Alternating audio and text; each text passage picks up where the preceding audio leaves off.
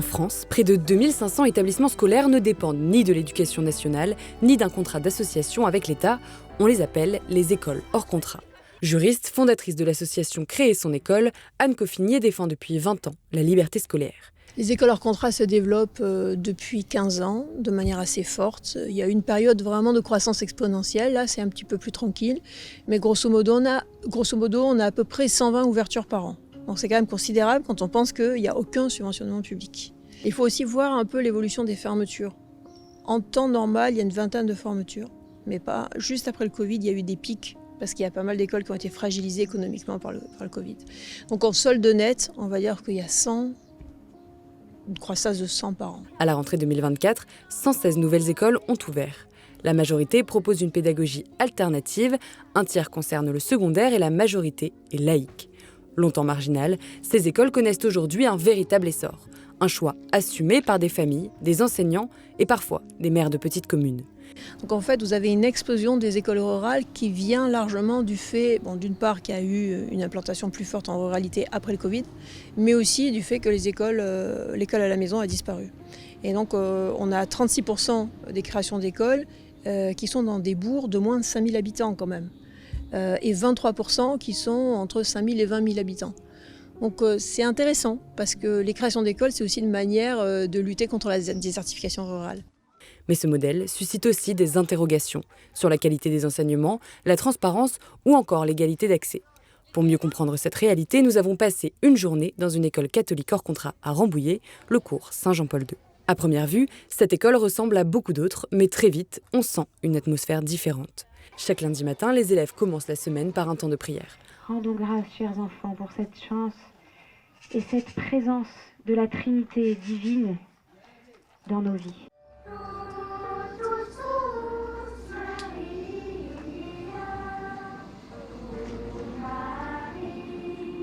Je suis tout à toi, je te confie ma vie tout entière, mes joies, mes peines, mon présent, mon avenir, tous mes projets, mes désirs et mes rêves, je les dépose dans ton cœur maternel, je te confie, ô mère des vivants.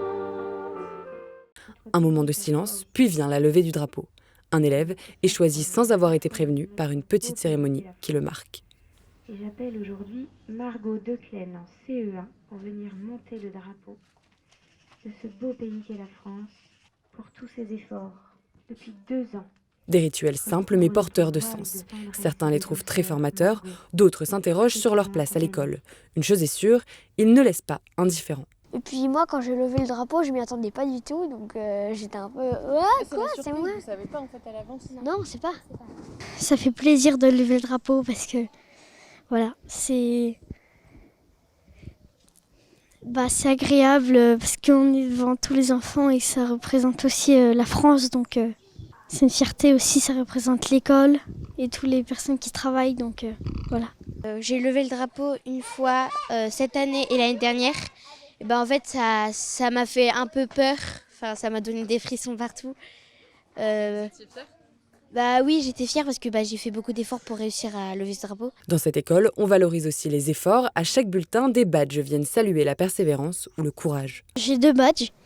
Alors, on a ici un badge qu'on reçoit avec le bulletin. Et alors, ici, j'ai le badge de la persévérance avec un garçon qui monte à la corde.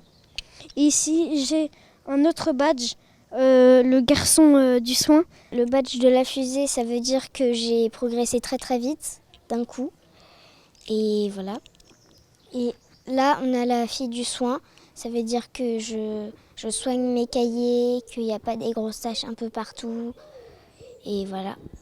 Dans une école hors contrat, les enseignants ne suivent pas les programmes officiels à la lettre. Ils les adaptent, les repensent et parfois les bousculent. Maintenant, ce qui est quand même intéressant dans une école indépendante, c'est que les professeurs, souvent, alors dans le primaire, c'est des professeurs qui ont des idées qui sont très structurées et qui veulent enseigner selon leur méthode. C'est pour ça qu'ils viennent dans un désir de cohérence éducative. Et dans le secondaire, ils viennent souvent dans un désir de liberté.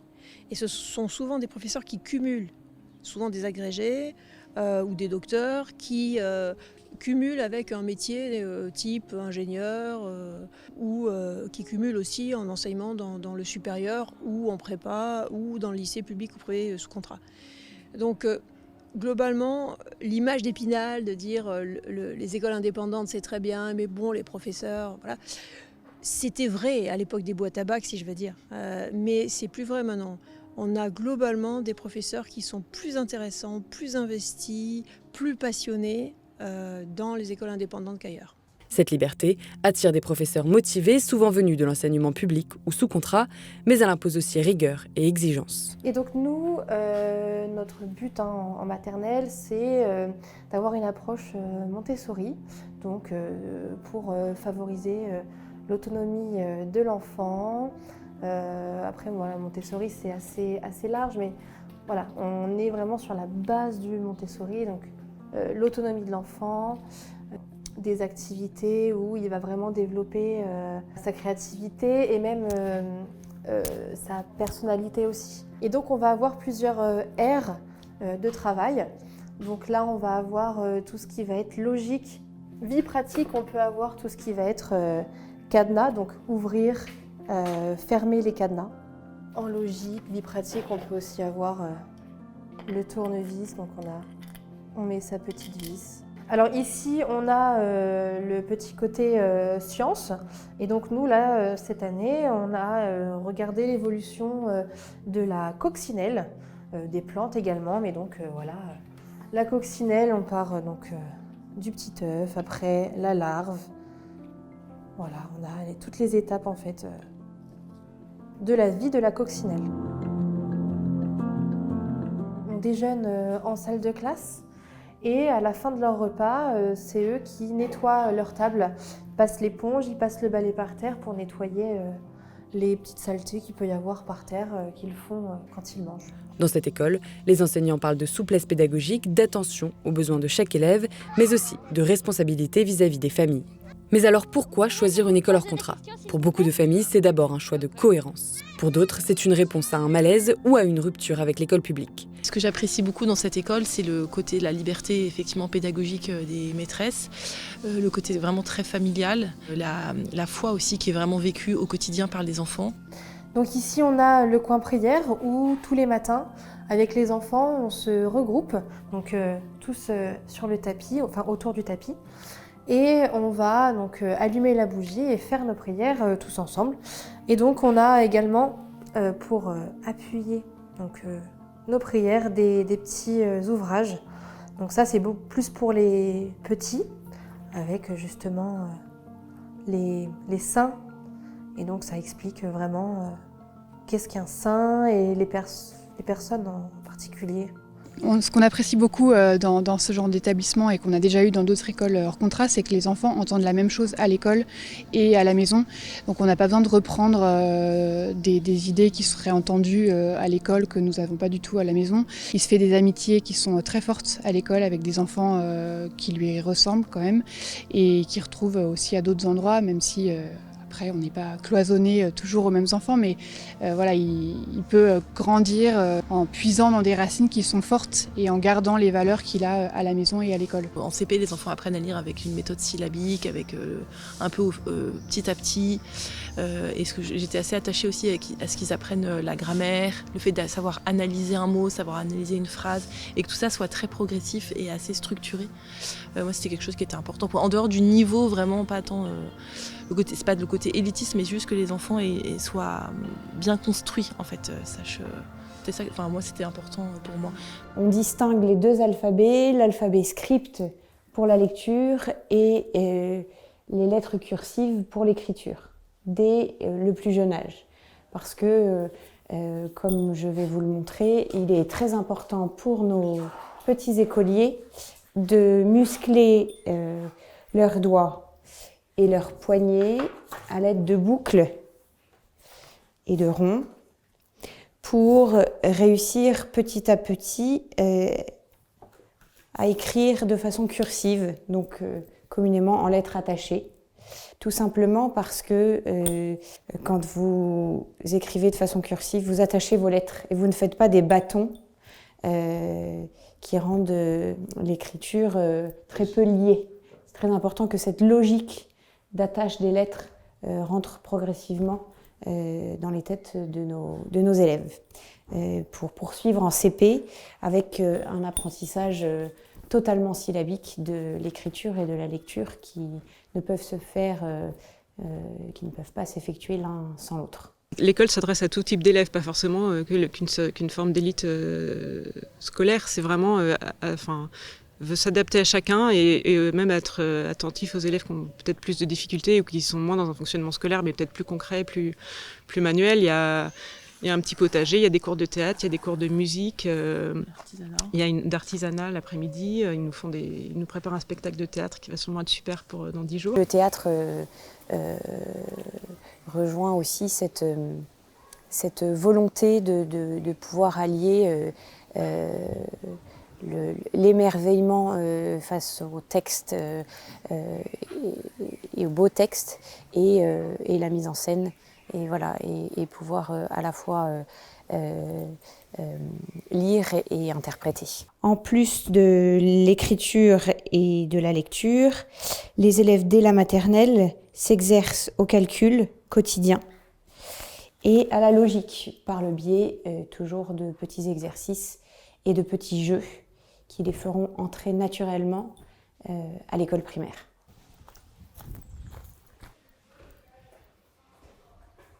Dans notre classe de CP, nous utilisons la pédagogie Jean Quiri qui s'appuie sur les gestes avec les mouvements du corps, la parole et les rythmes dans nos chants quotidiens. Donc, par exemple, vous avez Anna qui fait le son A. Sa maman lui a préparé un gâteau d'anniversaire au chocolat.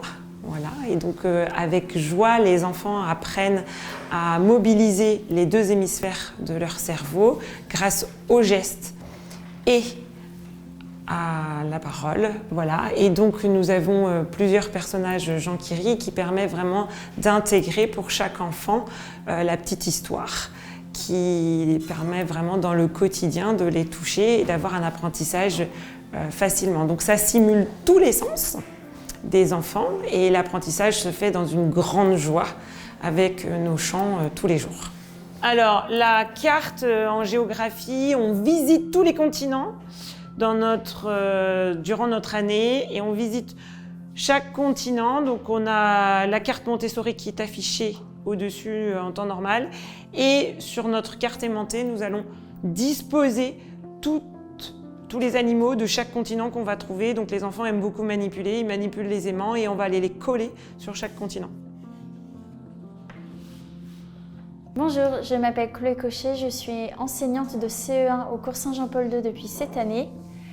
Les élèves arrivent en CE1 en sachant lire, mais leur lecture est encore hésitante. Ils savent lire les sons, mais elle n'est pas encore assez fluide. Et surtout, en CE1, le grand pas, c'est d'apprendre à analyser les mots de la phrase.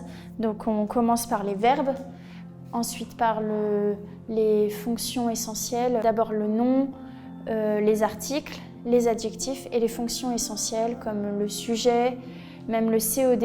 Et donc à travers le mime, la manipulation, les enfants comprennent et voient vraiment quelles sont les natures et les fonctions des mots. C'est des écoles où en fait on a besoin des parents en fait, que les parents s'investissent, sinon je pense que ça marche pas quoi. Après on dit que c'est une école familiale parce qu'il y a une très bonne cohésion entre les familles, on se connaît tous. On se dit bonjour tous les matins, on se croise beaucoup et il y a beaucoup de fraternité entre nous, je pense, et c'est ce que beaucoup de parents apprécient. Enfin, récemment, il y a une nouvelle famille qui est arrivée et qui nous a dit mais c'est extraordinaire, toutes les mamans sont à la sortie de l'école, elle apprécie beaucoup l'ambiance en fait générale de l'école et entre les enfants, mais on dit que c'est une école familiale aussi parce qu'il y a besoin de l'investissement de toutes les familles. En fait, sinon l'école elle peut pas continuer.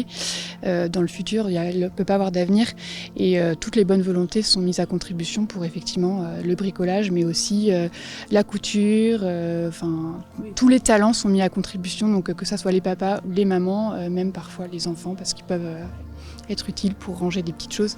Mais voilà, c'est une école aussi familiale parce qu'on a besoin de tout le monde.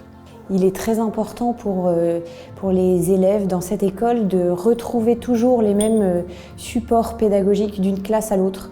Donc voilà, à chaque rentrée, chaque élève retrouve son cahier jaune pour l'histoire, son cahier bleu pour la géographie, son cahier vert pour la science, son cahier du jour, son cahier du soir. La rentrée ne doit pas être source de stress et de grandes nouveautés. Cet esprit de cohérence entre les différentes classes est très importante voilà, pour qu'il y ait une véritable unité dans l'apprentissage de l'école primaire. Ces écoles ne sont pas gratuites et leur accès dépend souvent de la situation financière des familles, une question qui nourrit aussi le débat. Moi, j'ai pas vu une différence flagrante par rapport au privé, parce que justement, les enfants sont à la cantine et il y a un tel coût de la cantine en fait dans le privé qu'au final, c'est pas si différent. Et puis, il y a la possibilité aussi d'avoir des bourses pour les élèves pour qui ce serait compliqué. Donc, nous, ça passe. En tout cas, je sais pas si ça sera un frein pour des familles, mais je trouve qu'il y a des choses qui sont mises en place pour que ce soit accessible, quoi. Il y a tout dans les prix d'école hors contrat, ça va de la gratuité, par exemple des écoles de parents qui mettent tout en commun, il n'y a rien à payer, jusqu'à des écoles qui coûtent 30 000 € l'année. Dans la ruralité, souvent les écoles ne sont pas très chères parce que le foncier est gratuit ou quasi gratuit. J'aime cette école parce que c'est joyeux, il y a du théâtre, du chant, et puis en plus, quand on comprend pas, les maîtresses elles nous aident et donc c'est super. Il y a toutes les copines, tous les copains, puis c'est chouette quand même de travailler dans la classe avec tout le monde. Parce que on a plein d'amis et parce que ça nous apprend à écrire, à lire et à apprendre plus de choses. Oui, j'aime bien l'école parce que on travaille beaucoup. Mais vraiment, c'est une super école et j'aime beaucoup toutes les matières. Le théâtre est intégré à l'emploi du temps, une manière d'apprendre à parler, à écouter et à collaborer. J'étais assez timide au début de l'année, voilà. Et grâce à ça, je sais pas, ça nous déploie et après, t'as plus peur quand t'es devant tout le monde et donc tu peux bien t'exprimer. Et peut-être la première phrase, la première scène, t'es un peu stressé parce qu'il y a plein de monde et tout. Et quand on leur demande ce qu'ils veulent faire plus tard, les réponses ne manquent pas. Moi, je veux être psychologue de sportif. Quand j'en serai grand, je voudrais être cascadeur. Archéologue, astronome. Je voudrais faire exploratrice comme métier. Les tours de magie, alors j'aimerais bien être magicien, mais après je sais pas encore ce que je vais faire, peut-être militaire, mais je sais pas encore. Ce que je veux pas faire, c'est travailler dans des bureaux parce que rester assis toute la journée à travailler sur des papiers, c'est pas pratique. Alors que moi, je préfère être exploratrice parce qu'au moins on bouge, on se déplace, puis au moins on est dans la nature, on n'est pas enfermé dans une pièce toute petite. Je veux être sapeur-pompier parce que j'ai envie de sauver un peu des vies et tout. Historien. Qu'est-ce que tu veux pas faire? Prêtre. Depuis 2021, les élèves disposent d'un numéro INE. L'État connaît donc ces écoles, mais elles restent surveillées et parfois même suspectées. Le débat est donc là, faut-il s'en méfier ou les soutenir? Les écoles hors contrat interrogent notre rapport à l'éducation, à la liberté et à la diversité. Objectivement, on a un cadre juridique très clair. Maintenant, il n'est pas toujours très opportun. Par exemple, si vous voulez créer une école, si vous êtes un spécialiste de la pédagogie, que par exemple vous avez dirigé, je sais pas moi, chez Nathan pendant 30 ans tous les manuels scolaires, vous n'aurez pas le droit d'ouvrir une école.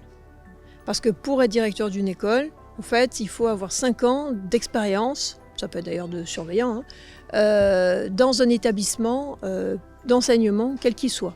Donc vous pouvez par exemple ouvrir un lycée en ayant une expérience d'enseignant, de surveillant à mi-temps maternelle, vous voyez, ça passe. Donc c'est complètement aberrant. Par contre, si vous avez été orthophoniste spécialisé dans les enfants à haut potentiel et que vous êtes la référence internationale, vous ne pouvez pas ouvrir une école. C'est clair que l'État n'a pas envie que les écoles indépendantes se développent.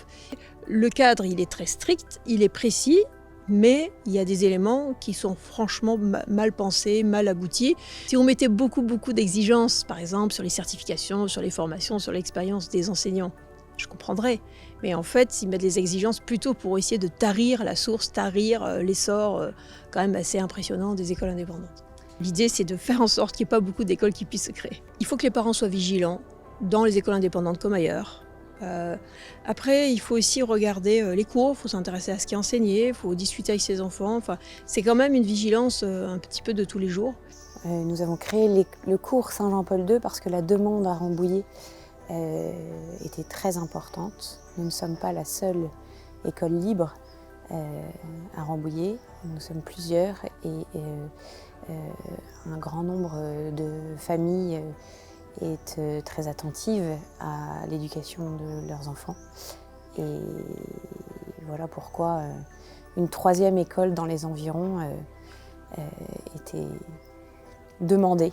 Et nous avons répondu à cette demande.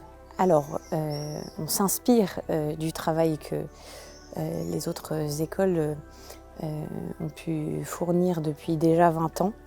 Voilà, et on est d'ailleurs très reconnaissant de ce qu'ils ont pu faire. En croissance constante, les écoles hors contrat forment aujourd'hui un paysage varié, parfois déroutant et souvent inspirant. Elles ne sont ni une menace ni une solution miracle, mais elles posent une vraie question: comment redonner du sens, de la liberté et de l'efficacité à l'école?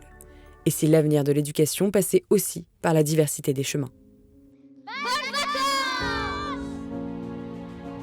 Et voilà. Alors bonjour, nous allons interviewer monsieur. Alors nous allons interviewer